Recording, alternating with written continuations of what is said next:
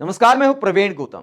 दोस्तों, मीडिया को लोकतंत्र का चौथा स्तंभ इसलिए कहा जाता है क्योंकि मीडिया की जिम्मेदारी है कमजोर लोगों की आवाज उठाना और ताकतवर लोगों से सवाल करना, सत्ता में बैठे ताकतवर लोगों से सवाल करना।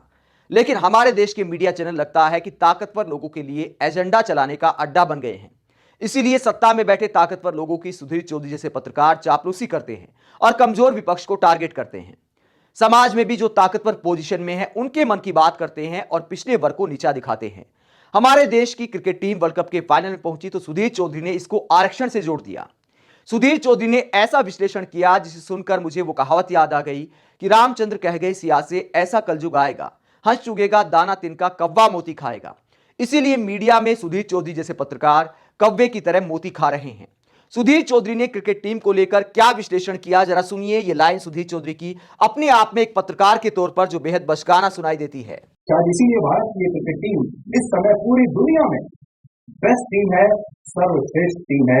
सिर्फ इसलिए क्योंकि इसमें न जाति चलती है, न धर्म चलता है, न आरक्षण चलता है। और सोचिए अगर पूरा भारत ऐसा हो जाए तो क्या भारत दुनिया का सर्वश्रेष्ठ देश नहीं बन जाएगा? जो सुधीर चौधरी कहते हैं कि आरक्षण खत्म हो जाए तो सब सही हो जाएगा, भारत सुपर पावर बन जाएगा। जब मोदी सरकार आरक्षण को लेकर कोई योजना बनाती है, कोई नीति लेकर आती है, तो सुधीर चौधरी कैसे चापलूसी करते हैं जरा देखिए। मोदी सरकार जब मेडिकल में ओबीसी वर्ग के लिए कोटा लेकर आ गई तो सुधीर चौधरी कहते हैं कि रिजर्वेशन पर मोदी का मास्टर स्ट्रोक, ओबीसी पर मोदी की ऑल इंडिया नीति, आरक्षण पर दुष्प्रचार के खिलाफ संदेश, सरकार का सामाजिक न्याय वाला फैसला। तो दोस्तों, मोदी सरकार जब आरक्षण को लेकर कोई व्यवस्था लाती है तो सुधीर चौधरी चापलूसी करने का काम करते हैं कि देखिए मोदी जी सामाजिक न्याय देने का काम कर रहे हैं। और आज क्रिकेट टीम के वर्ल्ड कप फाइनल में पहुंचने पर कहते हैं कि देखिए आरक्षण नहीं होगा तो भारत भी इसी तरह सुपर पावर बन जाएगा। अपने आप में सुधीर चौधरी का यह विश्लेषण बहुत बचकाना है क्योंकि क्रिकेट टीम 11 खिलाड़ियों से बनती है और 140 करोड़ के देश में सबके लिए आजीविका के समान अवसर हो उसके लिए आरक्षण दिया जाता है। अगर बिना आरक्षण के क्रिकेट टीम सुपर पावर बन गई तो आज से पहले क्यों नहीं बनी? यह इत्तेफाक है, यह हर टीम का एक दौर होता है। अच्छे खिलाड़ी हमारे टीम में आए वर्तमान दौर में तो इस वक्त दुनिया में बेस्ट दिखाई दे रही है। कुछ समय पहले ऑस्ट्रेलिया दुनिया में बेस्ट थी, आरक्षण तो क्रिकेट टीम में कभी नहीं था, तो आज से पहले बेस्ट क्यों नहीं बन पाई? समय समय की बात होती है, खेल में हर टीम का एक दौर आता है। वर्तमान दौर टीम इंडिया का है, इसलिए अच्छा खेल रही है क्योंकि हमारे पास बहुत सारे अच्छे खिलाड़ी आ गए हैं। तो खेल में उतार चढ़ाव चलता रहता है, इसको आरक्षण से जोड़ना अपने आप में बहुत बचकाना है।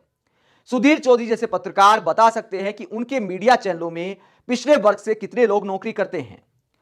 कुछ समय पहले राहुल गांधी ने, आपको याद होगा कि मीडिया रिपोर्टर से सवाल पूछा था कि यहां पर बैठे लोगों में कितने लोग पिछड़े वर्ग से आते हैं, तो एक भी पत्रकार का हाथ नहीं उठा, सिर्फ एक कैमरामैन का हाथ उठा था। तो जो दिखाता है कि मीडिया में भी ताकतवर लोगों का ही कब्जा है। जो लोग अगड़े समाज से आते हैं उनका ही कब्जा है ज्यादातर मीडिया चैनलों में। बहुत सारे लोगों को गुस्सा आता है जब कहीं एडमिशन नहीं होता, अच्छे नंबर लाने के बावजूद नौकरी नहीं मिलती, तो वो आरक्षण पर गुस्सा निकालते हैं और उनका गुस्सा थोड़ा बनता भी है। लेकिन उन लोगों को समझना चाहिए कि आरक्षण समान अवसर देने के लिए बनाया गया है। बहुत सारे लोगों को जाति का प्रिविलेज है, बहुत सारे लोगों को भेदभाव का सामना नहीं करना पड़ता। अगर सरकारी नौकरी नहीं मिलती तो प्राइवेट सेक्टर में नौकरी मिलने के चांस ज्यादा रहते हैं।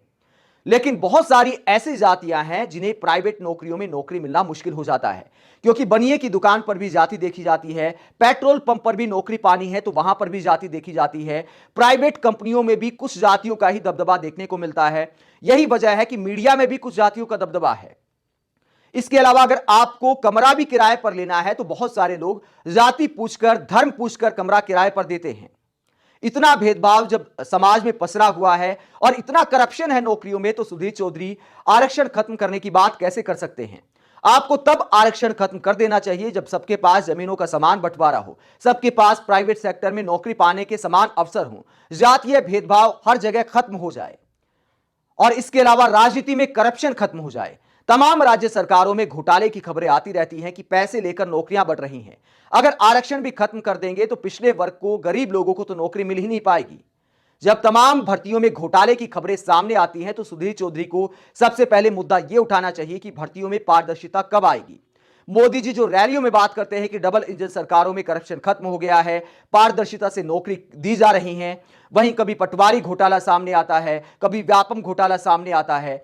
मैं ये नहीं कहता कि बीजेपी सरकारों में ही घोटाला होता है, पहले भी जिन दलों की सरकारें रही, चाहे केंद्र में कांग्रेस की सरकार रही, तब भी घोटाले होते थे। अब भी जहां पर बीजेपी की सरकार है, कांग्रेस की सरकार है या किसी और दल की सरकार है, सभी सरकारों में घोटाले की खबरें, पेपर लीक की खबरें सामने आती रहती हैं। ऐसे में अगर आरक्षण व्यवस्था को खत्म कर दिया जाएगा तो फिर घोटालेबाजों की सरकार में सिर्फ पैसे वाले ही नौकरी पाएंगे। तो जब देश की राजनीति में इतना करप्शन है तो सुधीर चौधरी को सबसे पहले उस पर बात करनी चाहिए, और आरक्षण खत्म करने की बात और आरक्षण को लेकर क्रिकेट टीम से 140 करोड़ के देश की तुलना करने की बात अपने आप में एक पत्रकार के तौर पर बहुत बचकाना है, जो दिखाता है कि ऐसे पत्रकार किस तरह व्हाट्सएप ज्ञान प्रस्तुत करते हैं जिनका दिमाग 10वीं 12वीं या कॉलेज जाने वाले युवा से आगे नहीं बढ़ पाया है। इतना वरिष्ठ पत्रकार होने के बाद इस तरह का बचकाना विश्लेषण करना अपने आप में शर्मनाक है। आप सुधीर चौधरी के ऐसे विश्लेषण को लेकर क्या सोचते हैं, कमेंट बॉक्स पर अपनी राय जरूर दें। अगर आप हमारी पत्रकारिता को पसंद करते हैं तो थैंक्स के ऑप्शन का इस्तेमाल करें, वीडियो को लाइक करें, चैनल को सब्सक्राइब करें। नमस्कार।